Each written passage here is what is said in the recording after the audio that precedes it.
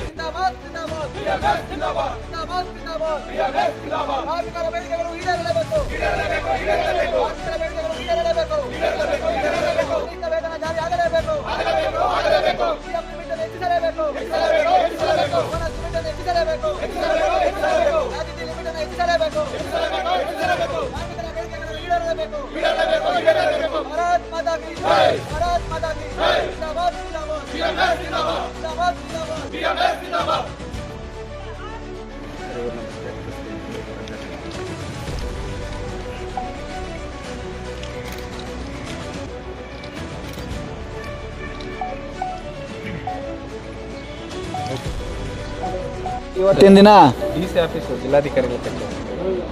ಎಲ್ಲ ಕಾರ್ಮಿಕ ಬಂಧುಗಳಿಗೂ ಈ ಹೋರಾಟಕ್ಕೆ ಸ್ವಾಗತವನ್ನು ಕೋರ್ತಾ ಭಾರತೀಯ ಮಜ್ದೂರ್ ಸಂಘ ಅಖಿಲ ಭಾರತ ಮಟ್ಟದಲ್ಲಿ ಎಲ್ಲ ಜಿಲ್ಲಾ ಕೇಂದ್ರಗಳಲ್ಲೂ ಕೂಡ ಈ ಒಂದು ಪ್ರತಿಭಟನೆಯನ್ನು ಹಮ್ಮಿಕೊಂಡಿದೆ.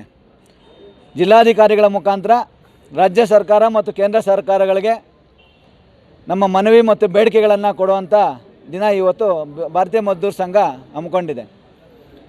ಬೇಡಿಕೆಗಳೇನೆಂದರೆ, ಇವತ್ತು ರಾಜ್ಯ ಸರ್ಕಾರ ಕನಿಷ್ಠ ವೇತನವನ್ನು ಏನು ಈ ಮೊದಲೇ ಜಾರಿ ಮಾಡಿತ್ತು 31,000 ಜಾರಿ ಮಾಡಿದ್ದನ್ನು ಈಗ ರಿವ್ಯೂ ಕಮಿಟಿಯನ್ನು ಮಾಡಿ ಅದನ್ನು ಕಡಿಮೆ ಮಾಡ್ತಕ್ಕಂಥ ಒಂದು ಹುನ್ನಾರವನ್ನು ಮಾಡ್ತಾಯಿದೆ. ಹಾಗಾಗಿ ಈಗಿನ ಕಾಲಘಟ್ಟಕ್ಕೆ ಇರ್ತಕ್ಕಂಥ ಖರ್ಚು ವೆಚ್ಚಗಳನ್ನು ಅನುಸರಿಸಿ 31,000ವನ್ನು ಏನು ಡಿಸೈಡ್ ಮಾಡಿದರೆ ಈ ಹಿಂದೆ ಅದನ್ನು ಯಥಾವತ್ತಾಗಿ ಜಾರಿ ಮಾಡಬೇಕು. ಪ್ರತಿಯೊಬ್ಬ ಕಾರ್ಮಿಕನಿಗೂ ಕೂಡ ಕನಿಷ್ಠ ವೇತನ 31,000 ಸಿಗಲೇಬೇಕು. ಇದೊಂದು ಆಗ್ರಹವನ್ನು ರಾಜ್ಯ ಸರ್ಕಾರಕ್ಕೆ ಮಾಡ್ತಾಯಿದ್ದೀವಿ. ಅದರ ಜೊತೆಗೆ KSRTC ಮತ್ತು BMTC ನೌಕರರ ಏನು ವೇತನ ಬಾಕಿ ಇದೆ, ಸುಮಾರು 4-5 ವರ್ಷಗಳ ವೇತನ ಬಾಕಿ ಇದೆ, ಆ ಬಾಕಿಯನ್ನು ಈ ಕೂಡಲೇ ಅವ್ರಿಗೆ ಪಾವತಿ ಮಾಡಬೇಕು. ಮತ್ತು 2 ವರ್ಷಗಳ ನೆಗೋಷಿಯೇಷನ್ ಡಿಮ್ಯಾಂಡ್ಸ್ ಏನಿದೆ ಅದನ್ನು ಈ ಕೂಡಲೇ ನೆಗೋಷಿಯೇಷನ್ ಮಾಡಬೇಕು ಅಂತ ನಮ್ಮ ರಾಜ್ಯ ಸರ್ಕಾರಕ್ಕೆ ನಾವು ಒತ್ತಾಯಿಸ್ತಾ ಇದ್ದೀವಿ. ಅದರ ಜೊತೆಗೆ ಕೇಂದ್ರ ಸರ್ಕಾರ ಏನು ನ್ಯೂ ಲೇಬರ್ ಕೋಡ್ಸನ್ನು ತಂದಿದೆ, ಈ ನ್ಯೂ ಲೇಬರ್ ಕೋಡ್ಸಲ್ಲಿ ಕೆಲವು ಕಾರ್ಮಿಕ ವಿರೋಧಿ ನೀತಿಗಳು ಇದ್ದಾವೆ. ಇದನ್ನು ಈಗಾಗಲೇ ಭಾರತೀಯ ಮಜ್ದೂರ್ ಸಂಘ ಕೇಂದ್ರ ಕಾರ್ಮಿಕ ಸಚಿವರ ಹತ್ರ ಹಲವಾರು ಸಭೆ ನಡೆಸಿದೆ. ಆದರೆ ಯಾವುದೇ ಕೂಡ ಇನ್ನೂ ಕೂಡ ಅವರು ಕನ್ಸಿಡರ್ ಮಾಡಿಲ್ಲ. ಅದನ್ನು ಈ ಕೂಡಲೇ ಅವ್ರು ಕನ್ಸಿಡರ್ ಮಾಡಬೇಕು. ಇದನ್ನು ಅನುಷ್ಠಾನಗೊಳಿಸೋಕೆ ಮುಂಚೆ ಅದೆಲ್ಲವನ್ನು ಕೂಡ ತಿದ್ದುಪಡಿ ಮಾಡಿ ಆ ಎಲ್ಲ ಕಾರ್ಮಿಕ ವಿರೋಧಿ ಏನು ವಿಷಯಗಳಿದ್ದಾವೆ ಅದೆಲ್ಲವನ್ನು ತೆಗೆದು ಅವರು ಈ ಅನುಷ್ಠಾನಕ್ಕೆ ತರಬೇಕಂತ ಅದೊಂದು ಬೇಡಿಕೆಯನ್ನು ನಾವು ಕೇಂದ್ರ ಸರ್ಕಾರದ ಮೇಲೆ ಒತ್ತಡ ಮಾಡ್ತಾಯಿದ್ದೀವಿ. ಅದೇ ರೀತಿ ESI ಲಿಮಿಟ್ ಏನಿದೆ, ESI ಲಿಮಿಟನ್ನು ಹೆಚ್ಚು ಮಾಡಬೇಕು, PF ಲಿಮಿಟನ್ನು ಹೆಚ್ಚು ಮಾಡಬೇಕು. ಮತ್ತು PF ಪೆನ್ಷನ್ ಏನಿದೆ, ಇವತ್ತು 1,000 ರೂಪಾಯಿ ಮಿನಿಮಮ್ ಬರ್ತಾಯಿದೆ, ಮ್ಯಾಕ್ಸಿಮಮ್ 4,000ರಿಂದ 5,000 ಬರ್ತಾಯಿದೆ. ಇವತ್ತಿನ ದಿನ ಸರ್ಕಾರಗಳು ಸುಮ್ಮನೆ ಬಿಟ್ಟಿ ಭಾಗ್ಯಗಳು ಅಂತೇಳಿ ಕೊಡ್ತಾ ಇರೋ ಅಂಥದ್ದು 2,000-3,000 ಭಾಗ್ಯಗಳು ಕೊಡ್ತಾಯಿದ್ರು ಫ್ರೀಯಾಗಿ. ಆದರೆ 20 ವರ್ಷ 30 ವರ್ಷ ದುಡ್ದಂಥ ಕಾರ್ಮಿಕರಿಗೆ ಇವತ್ತು 2,000-3,000 ಸರಿಯಾಗಿ ಸಿಗ್ತಾ ಇಲ್ಲ. ಹಾಗಾಗಿ ದಯವಿಟ್ಟು ದುಡಿಯೋಂಥ ಕಾರ್ಮಿಕರು ಅವರ ದುಡಿಮೆ ಬಲ, ಅವರ ಪರಿಶ್ರಮವನ್ನು ಕನ್ಸಿಡರ್ ಮಾಡಿ ಕನಿಷ್ಠ 7,500 ರೂಪಾಯಿ ಪೆನ್ಷನನ್ನು ಕೊಡಬೇಕು. ಅದೇ ರೀತಿ ಬೋನಸ್ ಲಿಮಿಟೇಷನ್ ಏನಿದೆ, ಬೋನಸ್ ಕ್ಯಾಲ್ಕುಲೇಷನ್ ಲಿಮಿಟ್ ಏನಿದೆ ಅದನ್ನು ಹೆಚ್ಚು ಮಾಡಬೇಕು. ಗ್ರ್ಯಾಜ್ಯುಟಿ ಲಿಮಿಟ್ ಏನಿದೆ ಎಲ್ಲರೂ ಕೂಡ 15 ದಿನಗಳ ಇರ್ತಕ್ಕಂಥದ್ದನ್ನು 1 ತಿಂಗಳಿಗೆ ಕ್ಯಾಲ್ಕುಲೇಷನ್ ಮಾಡಿ 20 ಲಕ್ಷ ಮಿನಿಮಮ್ ಇರೋದನ್ನ 40 ಲಕ್ಷಕ್ಕೆ ಗ್ರ್ಯಾಜ್ಯುಟಿ ಲಿಮಿಟನ್ನು ಹೆಚ್ಚಿಸಬೇಕು. ಅದೇ ರೀತಿ ಅಂಗನವಾಡಿ, ಆಶಾ ಮತ್ತು ಬಿಸಿಯೂಟ ನೌಕರರು ಮತ್ತು NHM ಕಾರ್ಮಿಕರಿಗೆ ಏನಿದೆ ಅವ್ರಿಗೆ ತುಂಬ ಕನಿಷ್ಠ ವೇತನವನ್ನು ಕೂಡ ಕೊಡ್ತಾ ಇಲ್ಲ. ಅವ್ರಿಗೆ 8,000-10,000 ರೂಪಾಯಿ ಇವತ್ತು ಕೊಡ್ತಾ ಇದ್ದಾರೆ. ಆದರೆ ಇವತ್ತೊಂದು ಕಾರ್ಮಿಕ ಜೀವನ ಮಾಡಬೇಕಾದ್ರೆ ಕನಿಷ್ಠ ವೇತನ ಈ 15,000 ಕೊಡಬೇಕಂತ ಈ ಹಿಂದೆ 8 ವರ್ಷಗಳ ಹಿಂದೆ ಸರ್ಕಾರ ನಿರ್ಧಾರ ಮಾಡಿದೆ. ಆದರೆ ಈಗ ಅದನ್ನು 31,000ಕ್ಕೆ ಕರ್ನಾಟಕ ಸರ್ಕಾರ ನಿರ್ಧಾರ ಮಾಡಿದೆ. ಆದರೆ ಈ ಕೊಡ್ತಕ್ಕಂಥ ಸ್ಕೀಮ್ ವರ್ಕರ್ಸ್ಗೆ ಇವತ್ತು 10,000 8,000 ಅದೇ ಸರ್ಕಾರ ಕೊಡ್ತಾ ಇದೆ. ಆದರೆ ತಾವೇ ನಿರ್ಧಾರ ಮಾಡ್ದಂಗೆ ಅವ್ರಿಗೂ ಕೂಡ ಕನಿಷ್ಠ ವೇತನ ಜಾರಿ ಆಗಬೇಕು, ಅವ್ರನ್ನ ಪರ್ಮನೆಂಟ್ ಮಾಡಬೇಕು. ಯಾವುದೇ ಒಂದು ಸ್ಕೀಮ್ ವರ್ಕರ್ ಆಗಲಿ ಕೇವಲ 5 ವರ್ಷ ಇಲ್ಲ 10 ವರ್ಷ ಇರ್ತಾರೆ ಅಷ್ಟೇ. ಅಂಗನವಾಡಿಯವರಾಗ್ಬೋದು, ಅವರೆಲ್ಲ ಕೂಡ 50 ವರ್ಷಗಳಿಂದ ಈ ಕೆಲಸ ಮಾಡ್ತಾಯಿದ್ದಾರೆ. ಎಲ್ಲ ಸರ್ವೆಗಳನ್ನು ಕೂಡ ಸರ್ಕಾರ ಅವ್ರ ಕೈಲೇ ಮಾಡಿಸುತ್ತೆ. ಆದರೆ ಅವ್ರು ಕೊಡ್ತಕ್ಕಂಥ ಸಂಬಳ ಮಾತ್ರ ತುಂಬ ಕನಿಷ್ಠವಾಗಿದೆ. ಹಾಗಾಗಿ ಅವರನ್ನು ಕಾಯಂಗೊಳಿಸಿ ಅಂಗನವಾಡಿ, ಆಶಾ, ಬಿಸಿ ಊಟ ಮತ್ತು NHM ನೌಕರನ್ನ ಕಾಯಂಗೊಳಿಸಬೇಕು. ಅವ್ರಿಗೆ ಎಲ್ಲ ಸವಲತ್ತುಗಳನ್ನು ಕೊಡುವಂಗಾಗಬೇಕು. ಅದೇ ರೀತಿ ಬ್ಯಾಂಕಿಂಗ್ನಲ್ಲಿ ಏನು ಇವತ್ತು ಕೆಲಸ ಮಾಡ್ತಾಯಿದ್ದಾರೆ, ಸೊ ತುಂಬ ಒತ್ತಡದಿಂದ ಕೆಲಸ ಮಾಡೋಂಥ ಅನಿವಾರ್ಯ ಪರಿಸ್ಥಿತಿ ಇವತ್ತು ಬ್ಯಾಂಕಿಂಗ್ನಲ್ಲಿದೆ. ಅಲ್ಲಿ ಜನಗಳನ್ನು ಕಡಿಮೆ ಮಾಡೋವಂಥದ್ದು, ಎಲ್ಲ ಕೆಲಸವನ್ನು ಅವ್ರ ಕೈಲೇ ಮಾಡಿಸೋವಂಥದ್ದು. ಹೀಗಾಗಿ ಎಲ್ಲರೂ ಕೂಡ ಆ ಒತ್ತಡದಿಂದ ಹೊರಬರಬೇಕಾದ್ರೆ ಅವ್ರಿಗೆ ಕನಿಷ್ಠ ವಾರ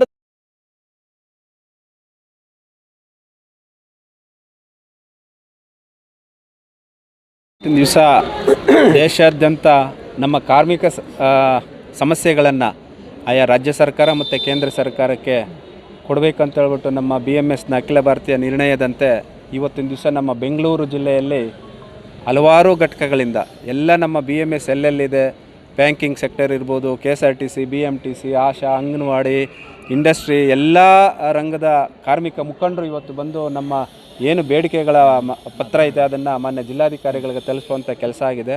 ಸೊ ಇದನ್ನು ನಮ್ಮ ರಾಜ್ಯ ಸರ್ಕಾರ ಏನು ನಮ್ಮ ಅಧ್ಯಕ್ಷರು ಹೇಳಿದಾಗೆ ಏನು 31,000 ಕನಿಷ್ಠ ವೇತನ ನಿಗದಿಪಡಿಸಿದೆ, ಅದನ್ನು ಈ ಕೂಡಲೇ ಜಾರಿಗೊಳಿಸಬೇಕು. ಜಾರಿಗೊಳಿಸಿದ್ರೆ ಮುಂದಿನ ದಿನಗಳಲ್ಲಿ ರಾಜ್ಯ ಸರ್ಕಾರದ ವಿರುದ್ಧ ಉಗ್ರ ಹೋರಾಟ BMS ಕೈಗೆತ್ತಿಕೊಳ್ಳುತ್ತೆ. ಯಾಕಂದರೆ ಇದನ್ನು ಕನಿಷ್ಠ ವೇತನ ನಿರ್ಣಯ ಮಾಡಿರೋದು ತ್ರೈಪಾರ್ಟಿ ಅಂದರೆ ತ್ರಿಪಕ್ಷೀಯ ಮಾತುಕತೆ ನಡೆದು ಕಾರ್ಮಿಕ ಮುಖಂಡರು ಇರ್ತಾರೆ, ಸರ್ಕಾರದ ಪ್ರತಿನಿಧಿ ಇರ್ತಾರೆ ಮತ್ತು ಮಾಲೀಕರು ಇರ್ತಾರೆ. ಈ 3 ಜನ ಸೇರಿ ನಿಗದಿಪಡಿಸ್ತಕ್ಕಂಥ 31,000ನ ಇವತ್ತಿನ ದಿವಸ ನಮ್ಮ ರಾಜ್ಯ ಸರ್ಕಾರ ಇಂದಿನ ನಮ್ಮ ಮುಖ್ಯಮಂತ್ರಿ ಸಿದ್ದರಾಮಯ್ಯ ಅವರು ಅದನ್ನು ಜಾರಿ ಮಾಡಿಬಿಟ್ಟು ಹೋಗಿದ್ದಾರೆ. ಈಗಿನ ಮುಖ್ಯಮಂತ್ರಿಗಳು ಅದನ್ನು ಒಂದು ಉಪಸಮಿತಿ ಮಾಡಿ ಮತ್ತೆ ರಿವ್ಯೂ ಮಾಡಬೇಕಂತ ಹೋಗಿದ್ದಾರೆ. ಅದರಲ್ಲಿ ನೀವು ಕಾರ್ಮಿಕರನ್ನ ಎದುರಾಕೊಂಡ್ರೆ ನೀವು ಉಳಿಗಾಲ ಇರೋಕ್ಕೆ ಆಗೋದಿಲ್ಲ. ಯಾಕಂದರೆ ದೇಶದ ಬೆನ್ನೆಲುಬು ರೈತ ಹೇಗೋ ಕಾರ್ಮಿಕನೂ ಹಾಗೆ. ಹಾಗಾಗಿ ಈ 31,000ನ ನಾವು ಏನು ಇಂದಿನ ಸರ್ಕಾರ ಅದೇ ನಿಮ್ಮದೇ ಸರ್ಕಾರ ಜಾರಿಗೊಳಿಸಿದೆ ಅದನ್ನು ನೀವು ಯಥಾವತ್ತಾಗಿ ಜಾರಿಗೊಳಿಸಬೇಕು. ಈ ಮೂಲಕ ನಾವು BMSಯಿಂದ ಇದೊಂದನ್ನು ನಮ್ಮ ಬೆಂಗಳೂರು ಮಜ್ದೂರ್ ಸಂಘ ಆಗ್ಬೋದು ಮತ್ತು ನಮ್ಮ ಭಾರತೀಯ ಮಜ್ದೂರ್ ಸಂಘ ಎಲ್ಲ ಕಾರ್ಮಿಕರಿಗೂ ಕನಿಷ್ಠ ವೇತನ ಇಂಥ ನಮ್ಮ ಬೆಂಗಳೂರು ನಗರದಲ್ಲಿ ಒಂದು ಕುಟುಂಬ ಬದುಕಬೇಕಂದ್ರೆ ಅವನಿಗೆ ನಾನಾ ರೀತಿ ಬಾಡಿಗೆಯಿಂದ ಹಿಡಿದು ಮತ್ತು ಅವನ ಸ್ಕೂಲ್ ಫೀಸ್ ಇರ್ಬೋದು, ಎಲ್ಲ ಥರದ್ದು ಇಲ್ಲಿ ಯಾವುದು ಫ್ರೀ ಸಿಗೋಲ್ಲ, ಎಲ್ಲದಕ್ಕೂ ದುಡ್ಡು ಕೊಟ್ಟು ಅವನು ಬದುಕಬೇಕಾಗ್ತೈತೆ. ಸೊ ಹಾಗಾಗಿ ಆ 31,000ನೂ ಸಾಕಾಗೋದಿಲ್ಲ ನಮ್ಮ ಬೆಂಗಳೂರು ನಗರಕ್ಕೆ. ಹಾಗಾಗಿ ಈ 31,000 ಏನು ನೀವು ನಿಗದಿಪಡಿಸಿದ್ದೀರಾ ಅದನ್ನು ಯಥಾವತ್ತಾಗಿ ಜಾರಿಗೊಳಿಸಬೇಕು. ಮತ್ತು ಇನ್ನೇನು ನಮ್ಮ ESI, PF ಇದನ್ನೆಲ್ಲ ನಾವು ಗ್ರ್ಯಾಚ್ಯುಟಿ ರೂಪದಲ್ಲಿ ಎಕ್ಸ್ಟ್ರಾ ಕೇಳ್ತಾ ಇದ್ದೀವಿ, ಅದನ್ನೆಲ್ಲ ಮಾಡಿಕೊಡ್ಬೇಕು. ಯಾಕಂದರೆ ನೀವೇ ನಮ್ಮ ರಾಜ್ಯ ನಡೆಸೋರು ಇರ್ಬೋದು, ಕೇಂದ್ರ ನಡೆಸೋರು ಇರ್ಬೋದು, ನೀವುಗಳು ನಿಮ್ಮ ವೇತನವನ್ನು ಯಾರನ್ನ ಕೇಳಿ ಹೆಚ್ಚು ಮಾಡ್ಕೊಳ್ತೀರಾ?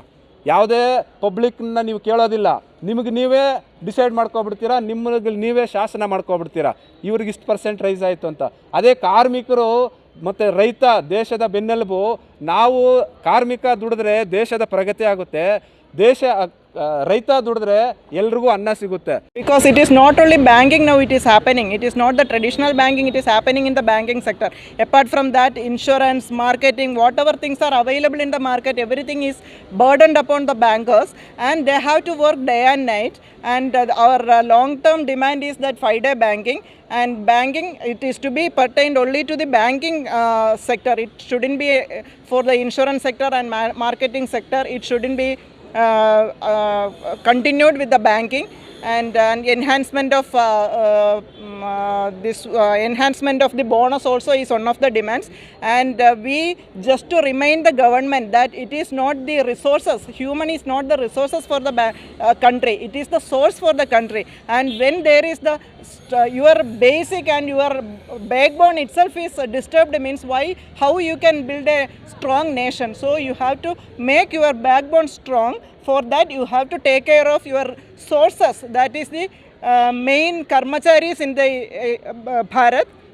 So that is the demand for the government, and we hope that the government will listen to that and understand that. Actually, as we all are knowing that now the parliament session was going on, the opposition, they will come, they will shout, they will go back, and they will get their allowances, and they themselves also rightly said they are fixing their allowances. They are not doing, they are representing the country, but they will not be there in the parliament session for attending any sessions, but they will not be denied any of their allowances for that day. So these things should be stopped, and whatever the basically who is working for the nation, they are being ignored. That shouldn't happen, and these things should be attended by the government. That is the demand by the BMS.